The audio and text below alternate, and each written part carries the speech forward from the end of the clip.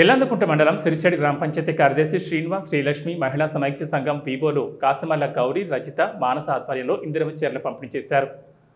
ఈ సందర్భంగా కాంగ్రెస్ నాయకులు వంగా రామకృష్ణ మాట్లాడుతూ తెలంగాణ ప్రభుత్వం మహిళలకు పెద్దపీట వేస్తూ కోటి మంది మహిళలను కోటీశ్వరులను చేయాలనే సంకల్పంతో మహిళలు స్వశక్తి ఎదగాలని వారికి పెట్రోల్ బంకులు, ఎలక్ట్రిక్ బస్సులు, ఇందిరమ్మ క్యాంటీన్లు, సమాజంలో స్త్రీలకు తక్కువ భావన, చిన్నచూపు చూసే క్రమంలో ఇందిరాగాంధీ మహిళా ప్రధానిగా దేశానికి చేసిన సేవలను స్ఫూర్తిగా తీసుకుని ఇందిరమ్మ ఇళ్లు, ఉచిత బస్సు ప్రయాణం, గృహజ్యోతి, 500కే గ్యాస్ త్వరలో మహిళలకు 2500 పథకాన్ని అమలు చేస్తారని అన్నారు.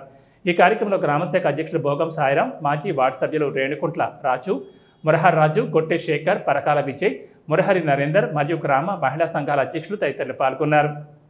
బుధనూరు ఇందిరమ్మ చీరల పంపిణీ కార్యక్రమంలో పాల్గొన్న తాజా మాజీ సర్పంచ్ సరిగొమల అరుణ సదానందం మరియు సీఏ కట్టంగూడి స్వర్ణలత, గ్రామ కార్యదర్శి రాజేందర్, గ్రామ కాంగ్రెస్ పార్టీ నాయకులు ఎడ్ల కిషన్ రెడ్డి, సరిగొమల సాగర్ తదితరులు పాల్గొని చీరలు పంపిణీ చేశారు.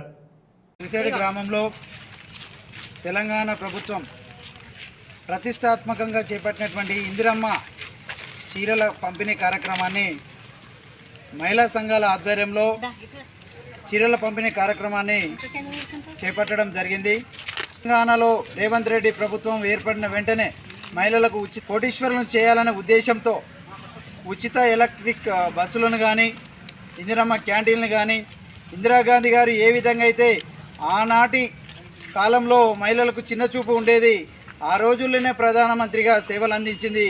ఆ స్ఫూర్తిని తీసుకొని ఈరోజు వారి పరిపాలన స్ఫూర్తిగా తీసుకొని ఈ సంక్షేమ పథకాలను ముందుకు తీసుకుపోవడం జరుగుతుంది.